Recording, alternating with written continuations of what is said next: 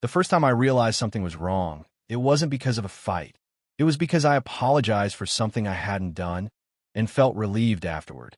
I was 24 then, fresh out of college, drowning in student loans, and renting a tiny two-bedroom apartment with my older sister, Lena. She was 31, married, financially stable, and everyone's favorite person. Growing up, she'd been the responsible one, the easy child. I was the emotional one, the dramatic one, the one who took things too personally. That label followed me everywhere. Living with Lena was supposed to be temporary. 6 months, max. She said she wanted to help me get on my feet. Our parents praised her endlessly for her generosity. I was expected to be grateful, quietly grateful. The rules weren't written down, but I learned them fast. I couldn't touch her groceries without asking. I couldn't have friends over on weekdays because it disrupted her energy. I couldn't rearrange furniture, adjust the thermostat, or play music out loud. When I paid rent late once, by 2 days because my paycheck was delayed, she laughed and said, "Don't worry, I've got it." Then she brought it up in front of our parents every holiday after that. "Remember when I had to cover you?"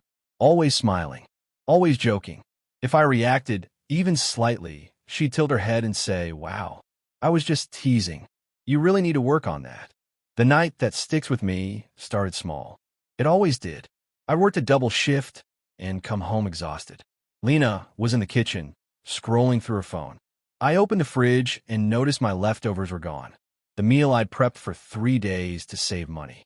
"Hey," I said carefully, "did you eat my food?" She didn't look up. "Probably. You had a lot." "That was kind of my dinner for tomorrow." She sighed, finally meeting my eyes. Not angry. Worse, amused. "You're really upset about that?" "I'm not upset. I just wish you'd ask." There it was. The pause. The micro-expression I'd come to recognize. Annoyance, quickly masked as concern. "I feel like I'm walking on eggshells around you," she said gently. "Everything hurts your feelings." I felt my stomach drop. "I wasn't trying to." "You never are," she interrupted. "But somehow I always end up being the bad guy." I stared at the counter, heart racing, mentally replaying the conversation to find where I'd messed up. This was another habit I'd picked up, auditing my own emotions like they were evidence in a trial. "I'm sorry," I said finally, and meant it. I felt guilty for bringing it up at all. Her shoulders relaxed immediately. "Thank you," she said. "That's all I wanted." Later that night, she sent me a text from the living room, even though my door was open. "I worry about you. You take things so personally. Life's going to be really hard for you if you don't toughen up." I stared at the message for a long time before typing back, "I'll try." The next morning, I noticed something new. A chore chart taped to the fridge. Color-coded. My name appeared far more than hers. When I asked about it, she smiled brightly. "I made it to help you stay organized. You've always struggled with consistency." I laughed weakly, unsure if this was kindness or control. Probably both, I told myself. Lena was always helping. Everyone said so. That weekend, our parents came over. Lena cooked. I cleaned. When I sat down, my mom frowned. "Did you help her at all?" she asked. Before I could answer, Lena waved her hand. "It's fine. I don't mind. You know how they are." She didn't look at me when she said it. That night, lying in bed, I scrolled through old messages, old memories, old apologies I'd given out like spare change. I noticed how often I doubted myself, how often I checked my tone before speaking, how quickly I assumed I was wrong. A thought surfaced, quiet, unsettling. What if the problem isn't that I'm too sensitive, but that I'm not allowed to be human? I pushed it away. Lena loved me. She was just stressed. I was lucky to have her. Still, as I turned off the light, my chest felt heavy with something I didn't yet have a language for. But I was starting to listen. The thing about living under quiet control is that it doesn't feel like control at first. It feels like guidance. Like someone smarter than you, helping you avoid mistakes you don't even know you're making. After the chore chart appeared, I started noticing patterns I'd ignored before. If I followed it perfectly, Lena was warm. She laughed more. She offered me coffee in the morning. She told our parents I was doing better. If I missed something, forgot to wipe the sink, left a mug in the living room, she didn't yell. She went cold. Not dramatic cold. Not angry. Just absent. She'd stop responding to my messages. She'd answer questions with one-word replies. The air in the apartment would feel heavier, like I was intruding by existing. I'd find myself cleaning compulsively, replaying the day in my head, trying to fix whatever invisible rule I'd broken. Once, after 3 days of silence, I finally asked, "Did I do something wrong?" She looked surprised, genuinely surprised. "What? No. Why would you think that? You've barely talked to me." She frowned, like she was worried about me. "I'm allowed to have moods. You don't need to take everything so personally." I nodded. "Of course. My fault again." I started timing my reactions, measuring my words, practicing conversations in my head before speaking out loud. I learned which topics drained her patience, my job search, my finances, my anxiety, and which made her glow. Praise worked best. "You're so good at managing money. You're way more mature than me. I don't know what I'd do without you." Those were true, I thought, or at least safer. One evening, I told her I'd been invited to a coworker's birthday dinner. She paused mid-chop in the kitchen. "Oh," she said lightly, "I thought we were having dinner together." "You didn't mention it," I replied. She shrugged. "I just assumed. But it's fine. Go." Her tone said the opposite. At the restaurant, my phone buzzed nonstop. "Are you having fun? Don't worry about me. I'll just eat alone. I guess I misunderstood what's important to you." By the time dessert came, my appetite was gone. I went home early. She was on the couch, wrapped in a blanket, staring at the TV. "You didn't have to rush back," she said without looking at me. "I wanted to." She smiled then. Soft. Victorious. "I just wish you'd think about how your choices affect other people." That sentence lodged itself deep in my bones. Around that time, she started helping with my decisions. She reviewed my emails before I sent them, corrected my tone, rewrote my resume. "This sounds insecure," she'd say. "Let me fix it." If I hesitated, she'd laugh. "Relax. I'm on your side." Once, I sent out an application without showing her first. When she found out, her face fell, not angry. "Hurt. I feel really shut out," she said quietly. "After everything I do for you." I apologized. Again, the breaking point didn't come as an explosion. It came as a comment, so casual it almost slipped past me. We were visiting our parents. My dad asked how I was doing. Before I could answer, Lena said, "They're trying. It's been hard for them." Trying. Like I was a project. Everyone nodded sympathetically. No one looked at me. That night, my mom pulled me aside. "You're lucky to have Lena," she said. "Not everyone would put up with this." With this. I lay awake afterward, staring at the ceiling, replaying years of moments that suddenly felt off. The jokes at my expense. The way my confidence had shrunk. How my life had quietly centered around keeping one person comfortable. A thought surfaced again, louder this time. Why does love feel like walking on glass? For the first time, I didn't push it away. I opened my phone and searched something I'd never dared to before. How to know if someone is emotionally controlling. And as I scrolled, my hand started to shake, not from fear, but from recognition. Once you start seeing the pattern, you can't unsee it. That was the problem. The articles I read didn't sound dramatic. They sounded mundane, familiar. They talked about conditional warmth, moving goalposts, control disguised as concern. About how some people don't raise their voices, they rewrite history instead. I told myself not to jump to conclusions. Lena wasn't abusive. She was just intense, protective, loving in her own way. Still, I began to test small boundaries. Nothing confrontational, just quiet experiments. The first one was stupidly simple. I didn't tell her where I was going. I left for a walk after dinner and said, "I'll be back later. No explanation. No apology." When I returned an hour later, the apartment was silent. The lights were off except for the living room. Lena sat on the couch, phone in hand. "Hey," I said carefully. She didn't look up. "Did you enjoy yourself?" "Yes," I answered. A long pause. "That's good," she said. "I was worried something happened to you." Guilt pricked my skin. "I was just walking." "I know," she said softly. "I just wish you told me. I worry because I care." There it was. Concern is currency. I paid with my autonomy. The next day, she brought it up in passing. "You know," she said, "most people would appreciate having someone who worries about them." I nodded, even though my chest felt tight. Things escalated after that. She started correcting my memories. One night, I mentioned the leftovers incident, the one that still bothered me more than it should have. She blinked. That's not how it happened. What do you mean? You told me I could have it, she said calmly. You even joked about it. I froze. I didn't. She laughed, light and dismissive.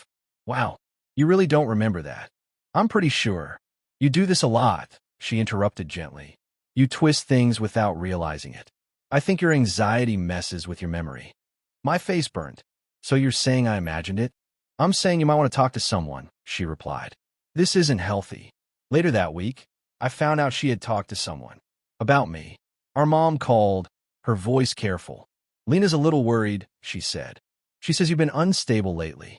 Snappy. Distant. I laughed, sharp and humorless. Did she say why? She didn't want to gossip, Mom replied. She just wants what's best for you. After we hung up, I sat on my bed shaking. Not crying. Shaking. I realized then that I wasn't just being managed. I was being framed. The worst part was how believable it sounded. I was anxious. I did overthink. She had receipts. My apologies, my doubts, my constant self-correction. One evening, I tried to talk to her. Really talk. I feel like I don't have space to be myself, I said quietly. Like I'm always doing something wrong. She stared at me, wounded. I can't believe you'd say that, she whispered. After everything I've sacrificed. I'm not saying you're bad. I rushed.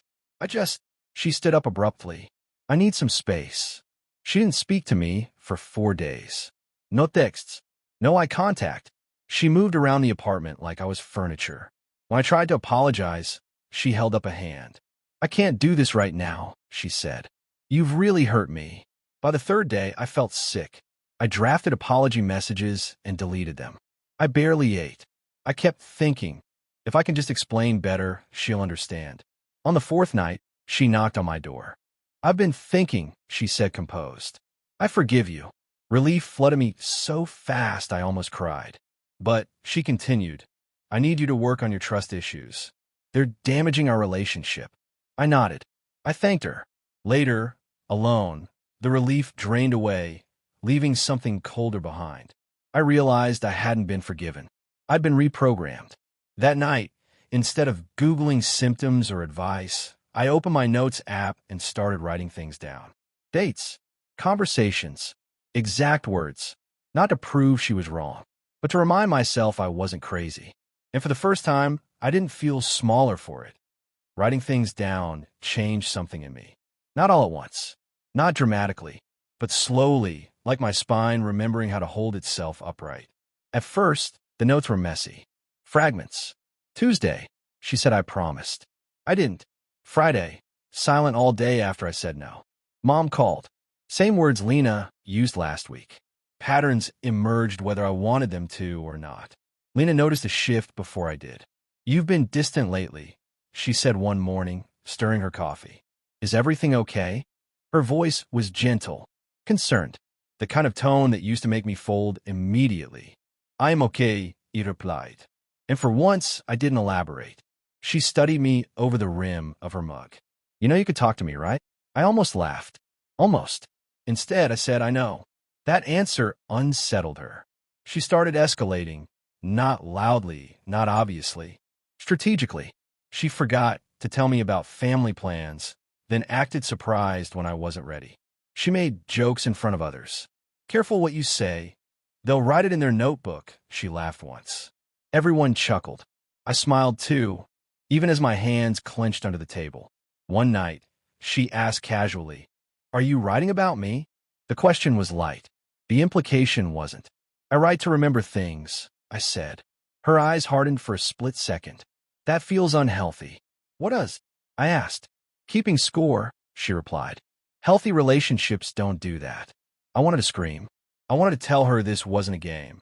I was trying to survive my own mind. Instead, I said nothing. That's when she changed tactics. She became generous, warm, nostalgic. She cooked my favorite meals, sent me old photos, talked about how close we used to be, how she missed us. You've changed, she said softly one night. I don't know what I did to make you pull away. There was again, the hook baited with guilt. I'm just figuring things out, I said. She nodded slowly. I hope you're not being influenced by the wrong people. The wrong people turned out to be my therapist. I'd started seeing one in secret, using money I saved from extra shifts. The first session, I barely spoke. By the third, I was shaking with rage I'd never let myself feel. One afternoon, Lena found the receipt. She didn't confront me right away. She waited until dinner, until I was relaxed. "You didn't tell me you were in therapy," she said, disappointed. I didn't feel like I had to. Her lips pressed together. "I wish you'd trust me enough to include me." "It's not about trust." "Then what is it about?" she asked sharply. I hesitated. That was all it took. "So you were talking about me," she concluded. "I'm talking about me," I said, my voice steadier than I expected. "I'm allowed to." Her chair scraped back as she stood. "I've been over backward for you," she said, no softness left. "And this is how you repay me?" That night, she sent messages to our parents, to my aunt, to a cousin I barely spoke to. By morning, my phone was full. "She's worried about you. She says you're pushing her away. Maybe you should apologize. She's only trying to help." Help. I read the messages slowly, then opened my notes. Line by line, I compared. Dates matched. Words repeated. It wasn't chaos. It was a campaign. The realization didn't hurt the way I expected.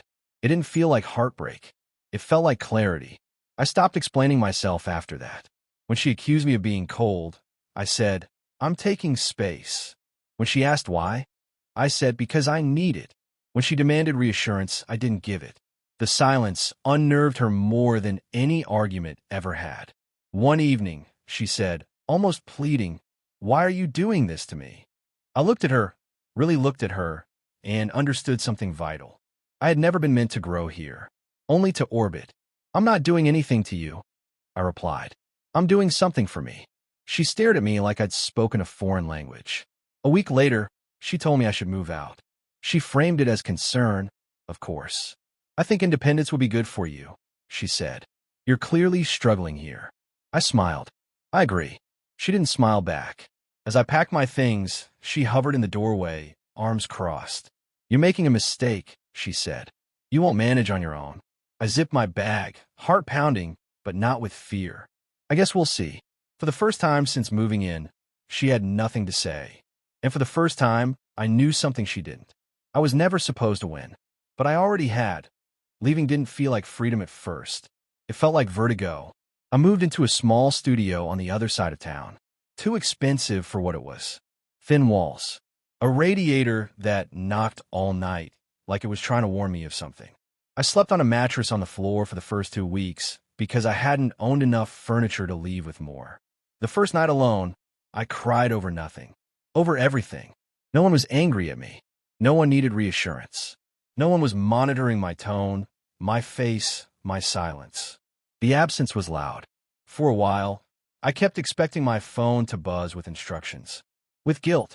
With concern sharpened into accusation. When it didn't, my body stayed tense anyway, like a dog waiting for a command that never comes. Lena didn't disappear. She changed strategies. At first, she checked in constantly. "Just making sure you're okay. Let me know if you need anything.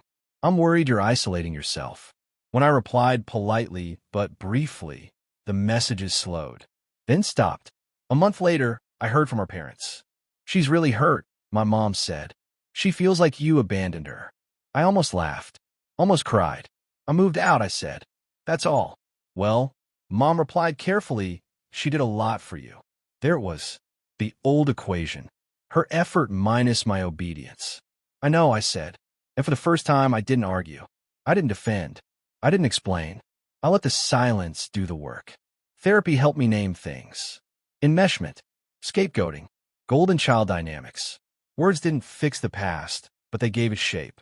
Edges, meaning. I learned that respect doesn't require you to disappear. That love doesn't keep a ledger. That concern doesn't need control to survive. Slowly, my life expanded into the space she'd once occupied. I made friends who didn't tease my insecurities. I dated someone who asked questions and waited for answers. I made mistakes without being punished for them. The biggest change was internal. I stopped asking myself, was I wrong to feel that way? I started asking, why was I taught not to trust myself? 6 months after I moved out, Lena posted a long message on social media about betrayal, about boundaries, about how painful it is when people rewrite the past and paint you as the villain. People rallied around her. comments full of hearts and validation. I saw it by accident. My chest tightened, but only briefly. For the first time, I didn't feel the need to correct the story. I knew the truth. And more importantly, so did my body. A year later, we met at a family gathering. Neutral ground. Crowded room. She hugged me stiffly. "You seem different," she said. "I am," I replied. She studied my face, like she was looking for the version of me she remembered. The pliable one. The apologetic one. "You know," she said, lowering her voice, "I still don't really understand what happened between us." I nodded. "I know." She waited. For reassurance. For explanation. For absolution. I didn't give it. "I hope you're well," I added, and meant it.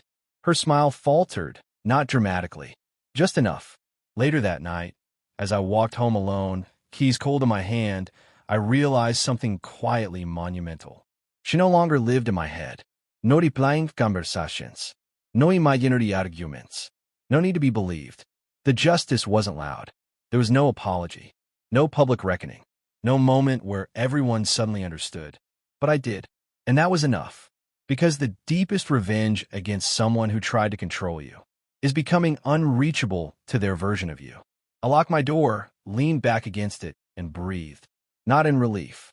In ownership.